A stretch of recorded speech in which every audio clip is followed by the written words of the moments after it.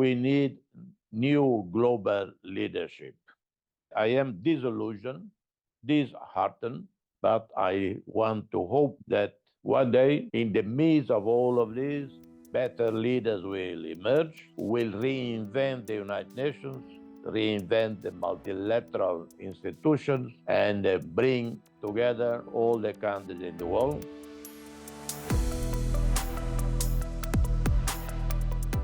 You're listening to the Seedfield Podcast, the show where Antiochians share their knowledge, tell their stories, and come together to win victories for humanity.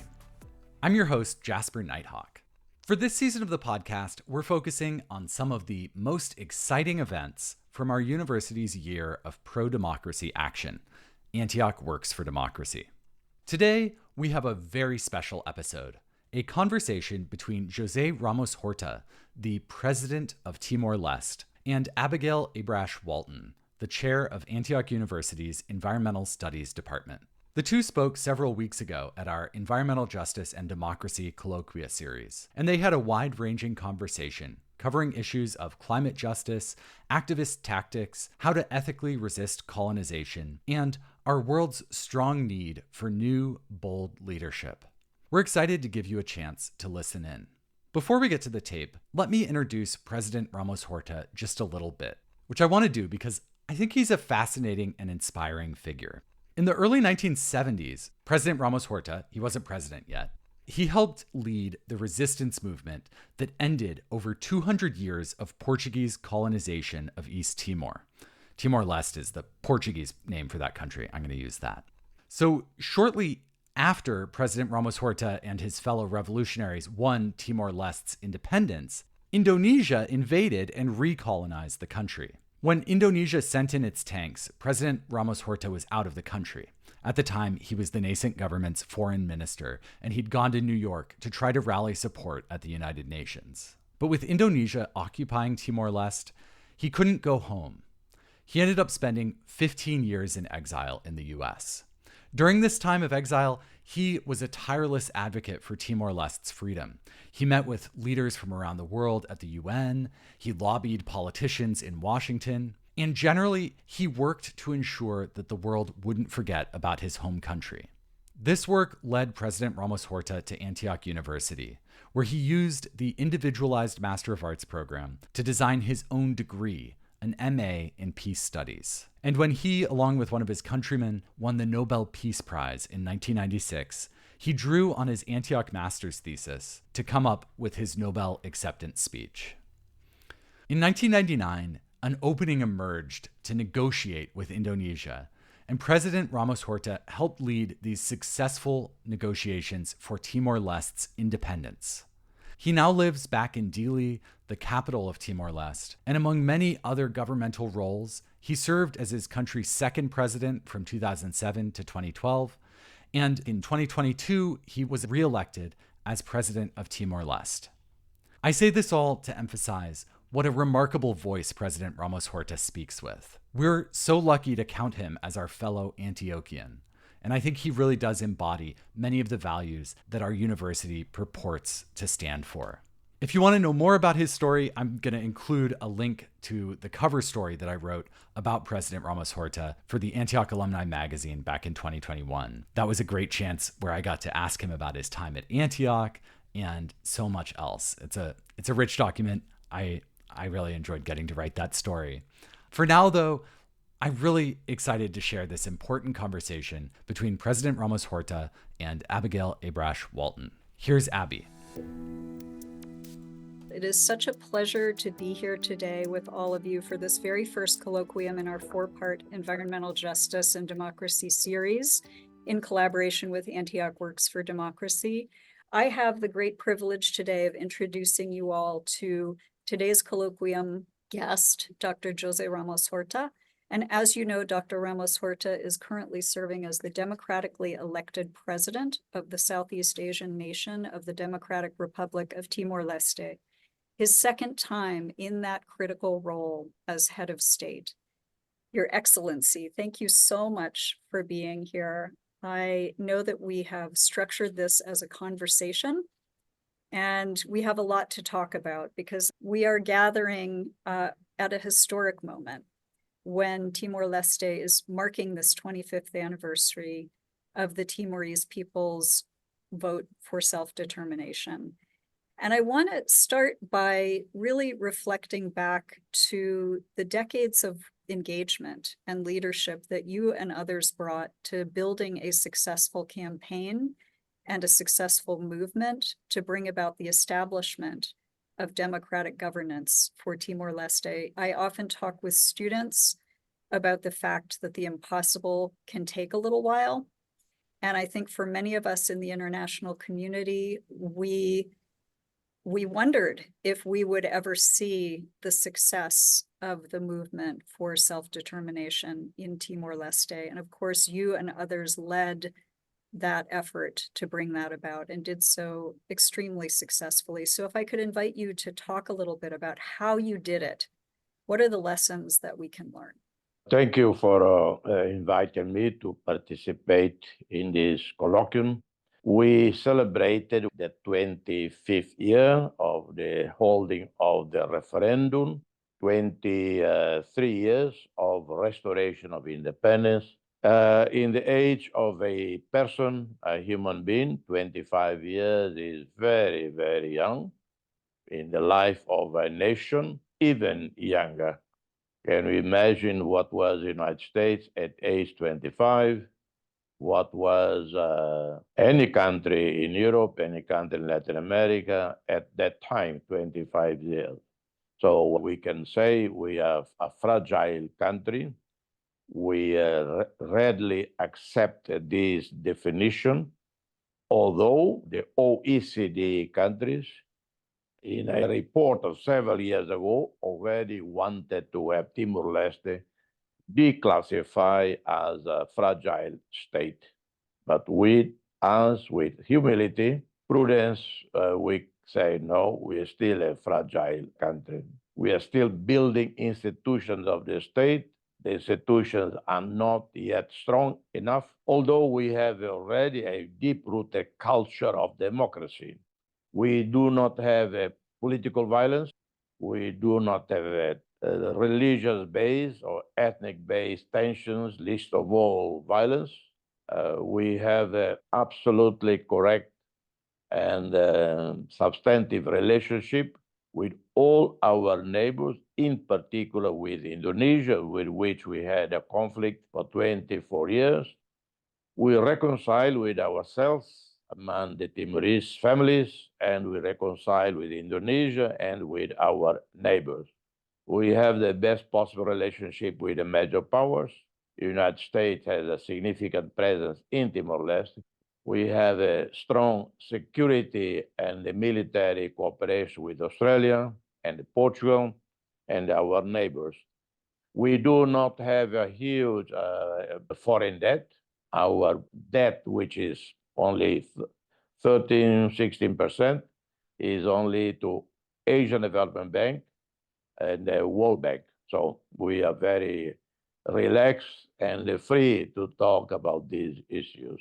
We have succeeded progress in moving from past conflict to peace and tranquility, rule of law. Well, our people are very well informed, very politically minded. Our society in general know the cost of conflict, know the value of freedom, of democracy. So for us, it's almost like a way of life, being free, being democratic, electing our leaders, our representatives, having a free media, free academia. We have many newspapers, many TV channels. We have over 130 radio stations and newspapers, abundant newspapers, although the market is very small. To achieve all of this, one key requirement is always leadership. Leadership is responsible for peace, for unity, for stability, and the leadership is responsible when there is no peace, no tranquility, because leaders are the ones that lead the country, society to peace, or lead societies, countries to conflict and war. So to achieve what we have achieved, we had a great leader, Mr. Shanana Guzman. He was 18 years fighting, leading a guerrilla warfare in the country, then was captured, spent 8 years in high security prison in Indonesia.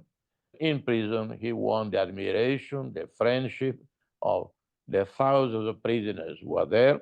He shared the prison with many Indonesian democracy movement leaders who were in prison. And he gained the respect also of Indonesian military, the same people who captured him and who conducted a not very fair trial and sentenced him to life in prison. Throughout our struggle for freedom, for independence, in the course of 24 years, at the receiving end of violence, of abuse, of humiliation, we never touched a single Indonesian civilian. Indonesian military personnel that engage in military combat, often with our fighters, when captured by our forces, they're taken to our base, they were cared for by our people. After a few months, they were released. So not one single Indonesian military were tortured and killed. But then many other factors contributed. The end of the Cold War, then a financial crisis in Southeast Asia, East Asia in 97. It was that financial crisis that brought about the end of the Suharto era, replaced by B.J. Habibie, a technocrat, and he decided in a very Habibi pragmatic fashion, let's do two things. One, Indonesia must democratize. Two, we must resolve the problem of East Timor. So he addressed these twin problems, democracy, reformas in Indonesia, and resolving the conflict in Timor-Leste. And all of this happened, the onset of democracy in Indonesia and the gradual progress of democracy, resolution of the conflict of Timor, thanks to the Indonesian army leadership, the TNI, that agree with it. The army leadership in Indonesia, they understood the winds of change, the necessity to change Indonesia. And we work with people. That's another lesson. Not a single person can triumph alone. A leader needs people to lead.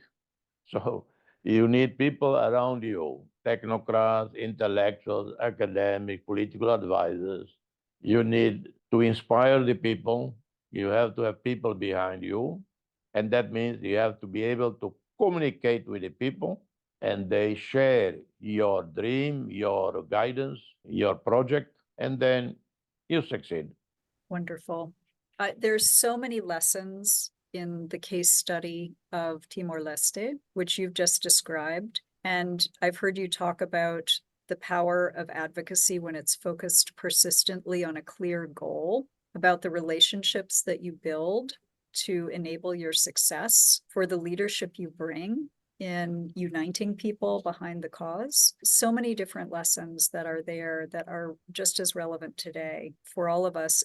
And I want to pivot just very tangentially to part of this story, which is transitioning, as you did, from, in essence, being the foreign minister for Timor-Leste for 24 years of Indonesian rule, and the work that you did internationally to build a strong coalition and solidarity movement to support self-determination for the Timorese people, but also the pivot that other leaders like Xanana Gusmão had to make from being resistance leaders to actually governing an independent country.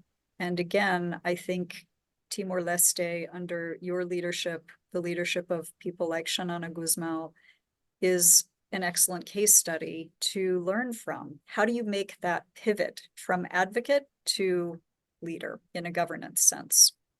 The transition was not an easy one. And I have to say, over the years, I came across many Indonesian diplomats, and they also never once offended me. They always greeted politly. With few, I even would go and have lunch with them. So we had a very civilized, antagonistic positions. So the Indonesian foreign minister, once he was annoyed with me, the media, some journalists asked me about me, and he said, Mr. Ramos-Horta is an unemployed agitator. Well, he was right, actually, because I actually didn't have a pay job, you know. I lived mouth to mouth. I lived on donations here and there. When I lived in New York, I made some extra little money doing translation work. I was an unemployed agitator. So when I became foreign minister, well, I knew all about international politics. I knew about the UN. I studied. I took courses. I studied in public international law in The Hague, Academy of International Law. I went to St. Anthony's College in London, Oxford University, for several months. And yet I had next to zero experience in running a foreign ministry. But I asked many friends who came and helped setting up and doing training of our people, recruiting people, and so on. So my colleagues faced the same problem. The prime minister, he was never prime minister before, and ministers were never ministers before. But everyone learned, everyone made progress. We learned by making errors, trial and error. One example of how we have done well is this. In 2005, we got the first revenues from oil and gas. We set up a sovereign fund, model more or less after the Norwegian famous sovereign fund. The management of our sovereign fund is under our central bank. It is recognized as the best performing sovereign fund in Asia and the number 3 in the world. So these are the significant progress. We have more than 34% of women in our national parliament. The speaker of our national parliament is a woman. The Minister of Finance, which is a very key portfolio, is a woman. The Minister of Health, again, with a very big budget, is a woman. Well, that gives everyone, I think, a very clear sense of how much progress has been made since independence in 2002, and also a reminder that leaders are human. We all make mistakes, and it's a question of how do we pivot, how do we recover, how do we lead even when we don't always know the path ahead of us, and how do we find the right people and resources to help us in that journey. I want to turn to Timor-Leste's natural environment, which is a biodiversity hotspot. You have globally significant ecosystems and endemic species. You have very high plant diversity. So would you talk about how Timor-Leste's government is safeguarding and stewarding those extraordinary natural resources as part of our collective planetary wealth and for the benefit of the Timorese people and future generations? We, of course, have to face climate change at the several levels, on land and in the seas. The two are interlinked. If the seas perish, no life will be on land, and vice versa. The pollution of the oceans affect also people living on land. So we try to tackle in two areas. On the land side, the basic thing we do is replanting the trees that were taken from nature by us. In this regard, in terms of deforestation, we cannot blame anyone else. It is ourselves who have done that over decades. And we have been replanting of these mangroves in the coastal areas, trying to replenish our forests. I do whatever I have to do as president, participating in national campaigns as well as international forums like the UN Sustainable Development, the UN Climate Change conferences, treaties, and all of this. We are leaders with the small island development states, I am the honorary chairman, patron of one program called With One Seed. We planted trees, like one particular project in an area called Baguia, up in the mountains of Timor-Leste. The last 10 years, we've planted about 400,000 trees. Might seem small if you talk about the US, if you talk about Turkey, China, but I'm talking about Timor-Leste. And every tree is verifiable. I signed the first carbon certificate several years ago. And this carbon certificate sold in the carbon market brought to the communities several $100,000 in cash that we deliver to the communities that were involved. But on the sea, well, no one can protect the sea on its own. And if other countries pollute the waters, if our other countries overfish, they overfish tuna, for instance. Tuna is migratory species. We have plenty of tuna in the south coast of Timor. And yet we also have a tremendous illegal fishing. So it's next to impossible for Timor-Leste alone to monitor our waters. We might even monitor, but we cannot do anything about it. We don't have the resources yet.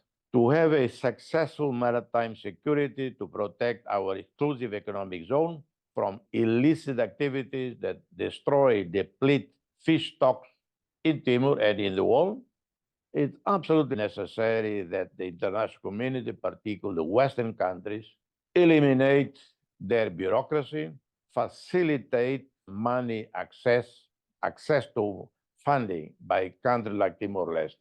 It is mind-boggling, asphyxiating the bureaucracy of the European Union and other Western countries.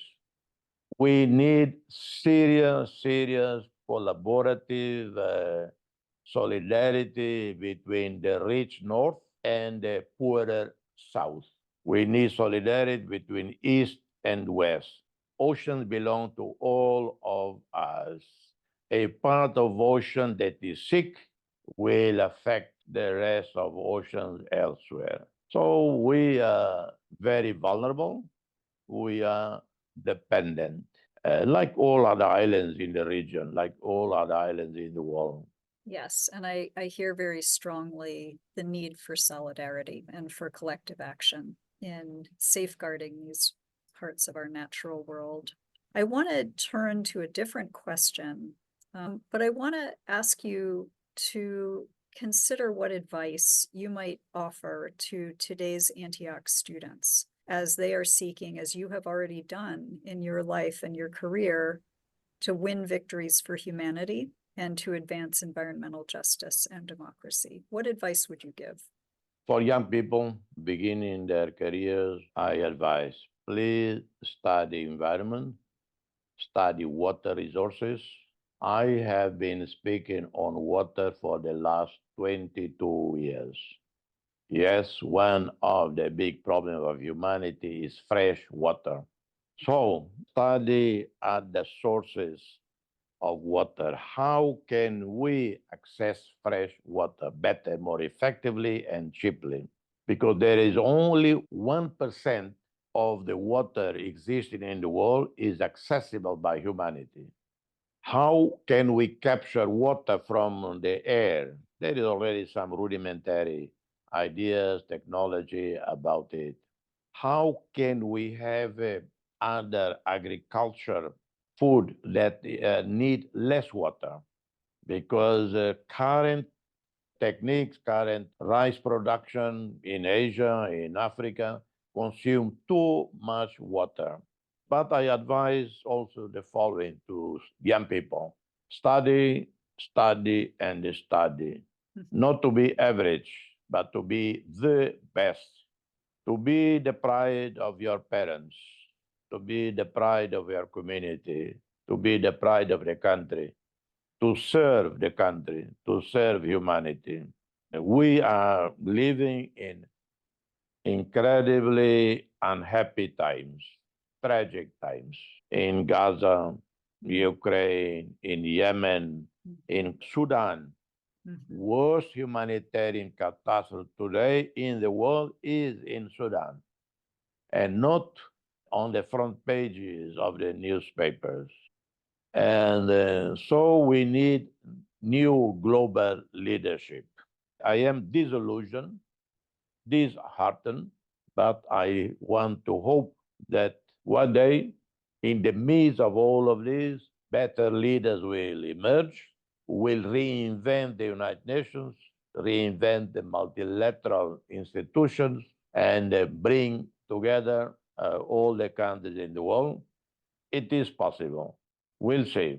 What I hear you really bringing out in this advice for younger people is looking to the future where there is transformational leadership that can be collaborative across national borders, that can uplift common goals that benefit all of us, and that helps us to get past a lot of the really seemingly intractable conflicts in the early 21st century. For you in Timor-Leste, you have leadership that has been involved in the movement for self-determination over many years and now has been governing and holding and building the country for many, many years. Can you talk about how you look to succession planning for strengthening the democratic institutions of your country? The development of democracy, the strengthening of democracy, and the institutions of the state we can call work in progress. And we cannot take for granted. The challenges are there all the time, and we cannot be blinded by power because there is always this temptation.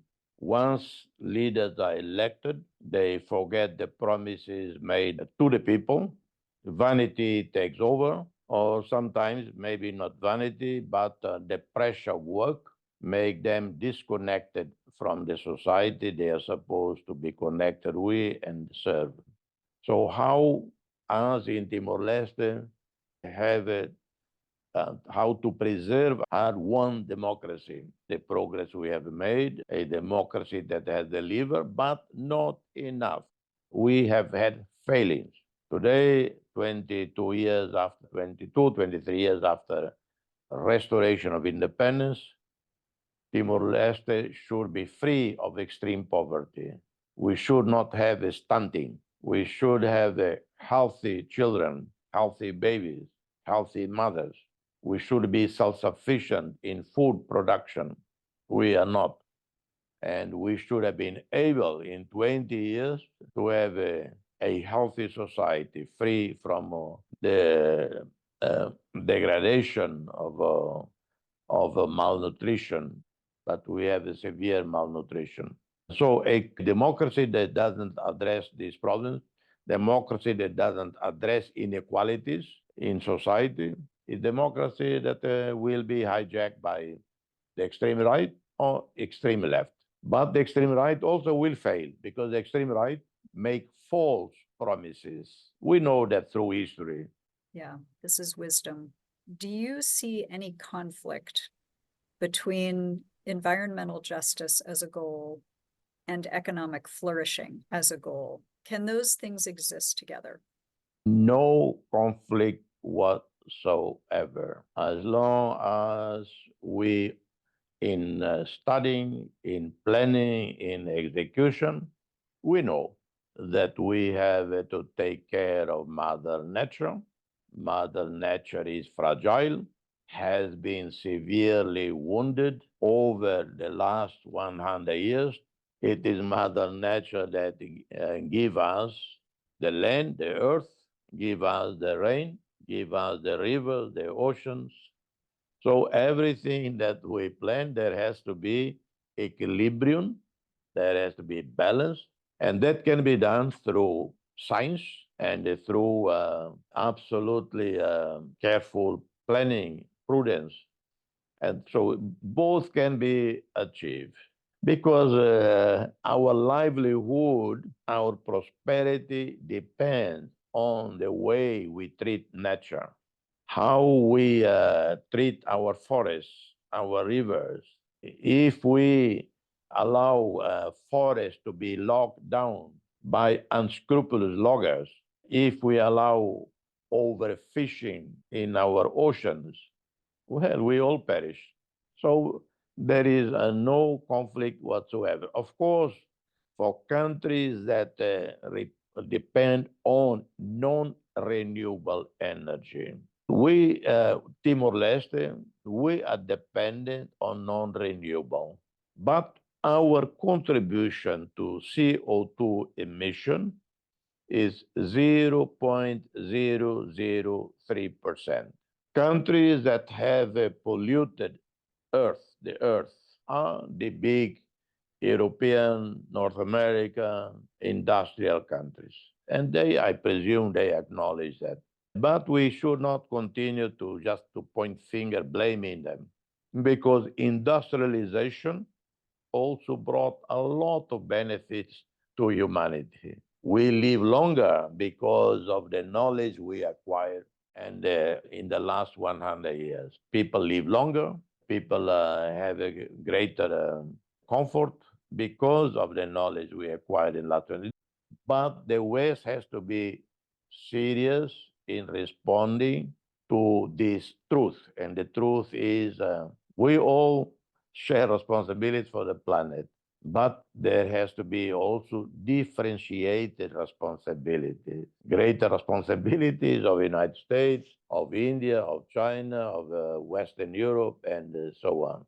You're calling for something incredibly important, which I would put again under the umbrella of transformational, visionary, collaborative leadership. Let's figure out what the goals are. Let's keep our eyes on those goals. Let's figure out how we work together to achieve those goals. And let's not penalize those who have the least resources. Let's look for ways that those with the most resources can be helpful. I wonder if you can comment on the environmental justice and self-determination aspirations of those people living in West Papua. Well, Indonesia of today is not Indonesia of 25, 30 years ago. I believe that for the people of West Papua who want to see their province, their forest, their nature protected, better protected, they should find ways to reach out to the new Indonesia. In the past, we didn't have that chance during the Suharto era. Even then, we reached out to Indonesian society. Indonesian democracy activists went to jail because of East Timor. So it is possible for the people in West Papua to reach out to Indonesia, to Jakarta, to the elites, to the academics, to find a way to better protect the rights of the people in West Papua. Thank you. Mr. President, so much for today. So I wish you all success, President Ramos-Horta, with everything. And I hope the conversation continues. Thank you very much to all of you at Antioch for giving me the chance back then to study in my free time. When studying with you, I did have great chance. I got some of the best professors helping me. One is Noam Chomsky, Roger Clark, a great professor of international human rights law, and a senior United Nations official called Francesc Vendrell. So I was able to have a trio of the best people guiding my studies. Thank you, Antioch. Thank you. You can learn more of the details about this event and about the entire Antioch Works for Democracy initiative on the Antioch Works for Democracy website. We'll include a link in our show notes. We'll also link there to my 2021 profile of President Ramos-Horta. We'll include a link to the PhD in Environmental Studies, and we'll also include a link to the individual Master of Arts program, in case you're interested in pursuing your own specific intellectual interests on your own terms the way that that program allows you to do. And who knows, maybe your master's thesis will form the core of your own Nobel acceptance speech. We post all of these show notes on our website, theseedfield.org, where you can also find full episode transcripts, prior episodes, and more. The Seedfield podcast is produced by Antioch University. Our editor this season is Nastasia Green. I'm your host, Jasper Nighthawk. Our web content coordinator is Jen Mont. Our work study interns are Stephanie Paredes, Lauren Arianzale, Grace Kerfman, Danny Lapointe, Lisa Wisner, Taiwana Shambly, Natalie Obando, and Diana Dinnerman. We received additional production help from Karen Hamilton, Amelia Bryan, Adrian Applegate, Jamila Gaskin, Harold Hale, Margaret Morgan, Lorian Alexandre, and Melinda Garland. Thank you for spending your time with us today. That's it for this episode. We hope to see you next time. And don't forget to plant a seed, sow a cause, and win a victory for humanity. From Antioch University, this has been the Seedfield Podcast.